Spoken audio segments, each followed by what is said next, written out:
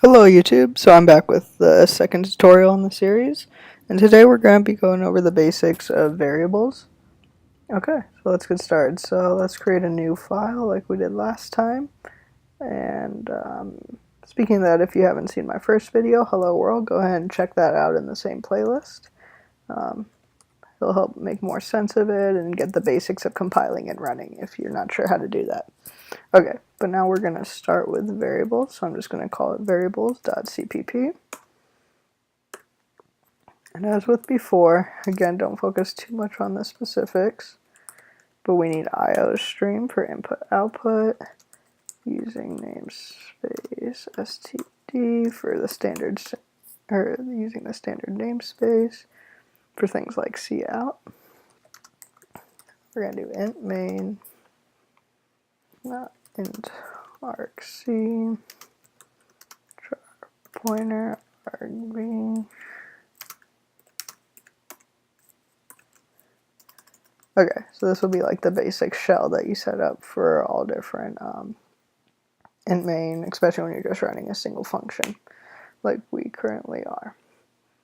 Okay, so last time we did something along the following lines. Hello world, exclamation mark, line. Okay, and then just to show that that works, we're going to save it, dg++, variables.cpp, .show.out, and just like before it runs. So now, another option that we have is to create a variable. And so variables, like they sound, can be changed, and they're just a way of holding information. And there's lots of different type of variables that I get into. But the first one we'll look at is a string. So a string is just basically a word or a sentence. It's a list of letters, numbers, spaces, all that types of stuff as characters. So as you'll see, I'm just going to keep calling things my. So in this case, it'll be my string, just to make it very clear what we are doing. And now, to make it slightly different, I'm going to call it hello. Let's add a space in there for readability. So now what I'm going to do is, instead of printing hello world, I'm going to do my string. And then we're going to go ahead and save that. Compile. And now it's changed. So as you can see, instead of physically just typing in the string, you can create a string variable and then print that out. And in a code like this, it may just seem like extra work that's unnecessary. But think about if you have like a prompt that you're going to ask the user hundreds of times, and with different ways of asking and stuff like that. And then something happens, and instead of hello, you want to say welcome. And remember, pretend that this line is represented 50 different times in your code, all throughout your code. That's maybe 500 lines. Now, if you want to change it to welcome, you have to go through every single time, find where this was, and then change it to welcome. If you didn't have a variable. But since you have a variable, you just change it with this one line, and it's repeated everywhere in your code. So if, for example, instead of using the string, we had this, and we wanted to change it to welcome, every single time we had this line in the code, we'd have to go back and change it. And that's arguably the biggest importance of variables. You're also able to get user input, manipulate them. There's lots of different benefits to it, but that's a big one, is that it simplifies your code, and not only does it save you a lot of time if you have to go change it, but it also ensures, because what happens if you have it 50 times and then you go back and change 49, but you missed one along the way, or you mistyped it somewhere. Now your code's not going to run like you want to, whereas now, if you have a variable, you just change it like that, and you know for a fact that every time you have that myString variable, it'll instantly be updated to what you want to say. Okay, so that's the string variable. So let's look at some other different types. Another basic type that we have is called int, and I'll call it my int. So int stands for integer, and it can hold positive or negative numbers, but they have to be whole numbers, so you can't have any decimals. If you do, it'll truncate it, so 10.1 becomes 10, and we'll see that in a second. But so for right now, yeah, we'll just say 10 is my int. The second type that deals with numbers is double. So we'll call it my double. And so double is similar to int, except from a technical memory standpoint, it holds twice as many bits of information. But what it really means is that you can hold decimal values. So now I can do 4.3. Okay, so now the double is that, and it holds decimals. The next type that we have is char, and this stands for character. And then this is basically, you can think of it single letters, but it's more than that. It can be a single number, single space, but it reads as the character. So if you tried to like add, say you have a char that's 1 and then a char that's 2, if you add those two together, you're not going to get 3. Because it reads it just as a letter, and it doesn't read it more than that as like being a number, whereas an int does. And because of that, it saves space. This is much less storage than having an int, but again, you can't really work with it in the same way that you would an integer. But then it obviously expands to work with letters. So yeah, it's just like a single character. Basically, anything that you can type on the keyboard with one type, that's what this will be. So we'll call it my char. We'll set it to A. And also, not to get too technical, but the char is the letters, and strings are actually just a list of characters. So they're related. We'll get into that more when we get into arrays. But essentially, all a string is just like an array of characters, or a list of characters. So the string and char are very related in that sense. In fact, you can kind of see that this is actually made up of different characters, and you can eventually break that down. So you can see W will be one char, E is another, L is another, and just so on. But don't worry too much about that, but just know that they are related. And then the last main type used is a bool, and then this holds true or false values. If I remember correctly, true is 1 and false is 0. And that goes into like the computers, how like if voltage is running through it, it's true, so it has 1 for high voltage and 0 for low voltage.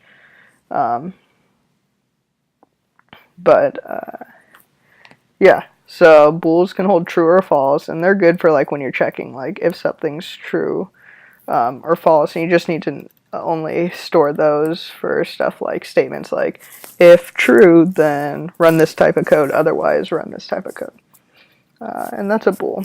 And I made a slight typo, true and false, and the other thing you could type is false there, but you'd have to put it before the semicolon and stuff, but that's the other option that you have. They are lowercase, so if you did capital T, it would probably give you some type of compiler error. And real quick, let's just go ahead and go through and print these out so you can see what they get printed out as. So again, we're just going to use cout.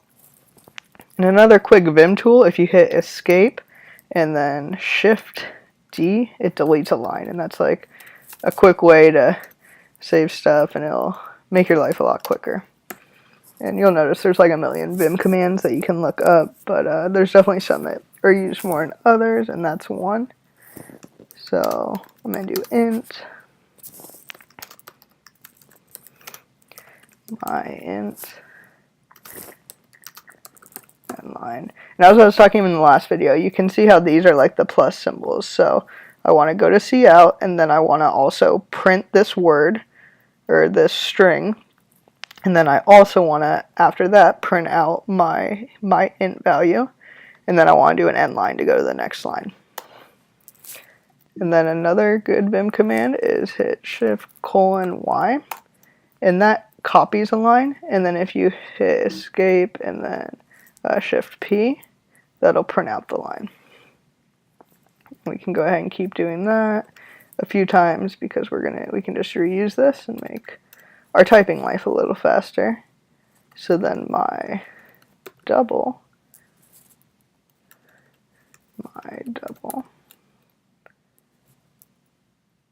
Let's do my char.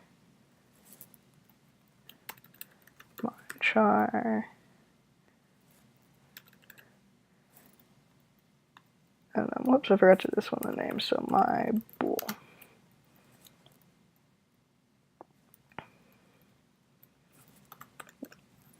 A bool.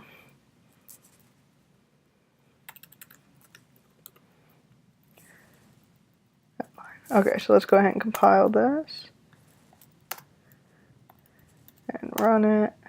And as you'll see, the int stores at the double keeps on its decimal point, my char is a letter, and then my bool is 1, and like I was saying before, 1 is true, 0 is false, and actually when I declared it, instead of writing in true, I could have wrote in 1. And that's just how the computer reads it, because the computer breaks everything into binary, 1s and 0s, and then that's just how it was chosen. 1's going to be true, 0 is false. Okay, so let's go back into the code. So one thing that I kind of glossed over and didn't talk about is how I actually declared this. So the way that you'll always declare variables is you say the variable type, then the name that you want to give the variables, and then it's almost always a good idea to initialize your variable. And so equals welcome. Technically, like for int, or for my int, you could like int named it x and then just stopped right there. But that'll often give you problems, especially when you get more complex codes.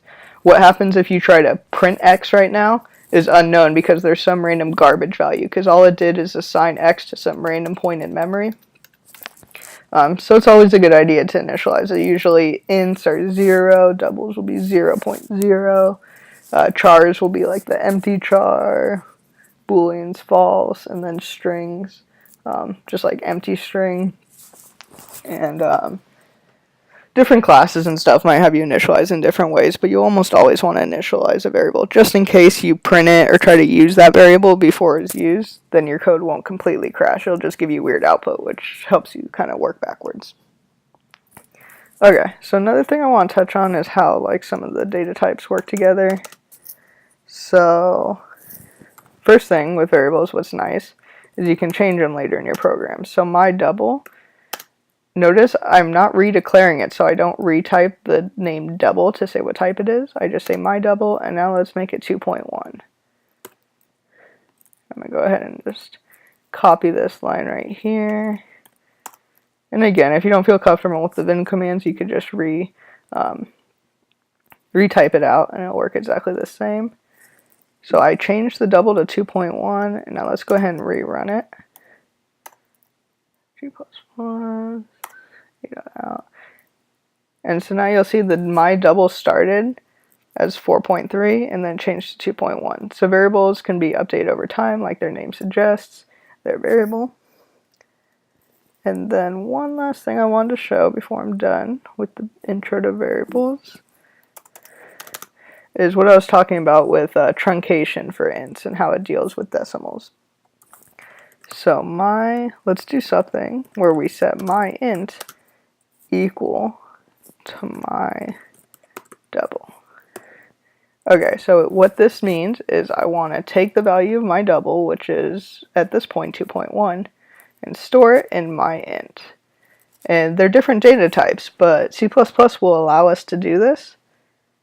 But you might get what is unexpected when we run it. So let's go ahead and do my int.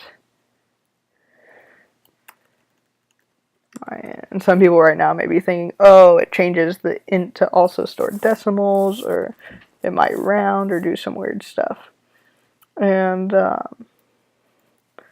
go ahead and check it out. So let's go ahead and compile it. And then do a.out. And what you'll see is that it just truncates, and truncating means just like ignore the decimal part. So it's 2.1. And why I specify that it's truncation is that, let's go ahead in here and change this to 2.99. WQ. Let's recompile it, rerun it, and we see it still says 2. So not only, when I say truncation, I mean it literally just ignores the decimal point. So that 0.99 is removed. It doesn't do any type of rounding or any of that for you. So you might see 2.999999 and think, oh, that should probably become the integer 3. But no, it just ignores all the decimal point and becomes 2. So I hope this was a good basic intro into the different data types. And again, if you found this video helpful, leave comments on what could be improved or other things that you figured out. Hit like, and then you can subscribe as well. And there should be more videos to come, and you can check out my playlist if you missed the Hello World tutorial. And there'll be more to come as far as tutorials and also different programs that I will be running to show how everything works together.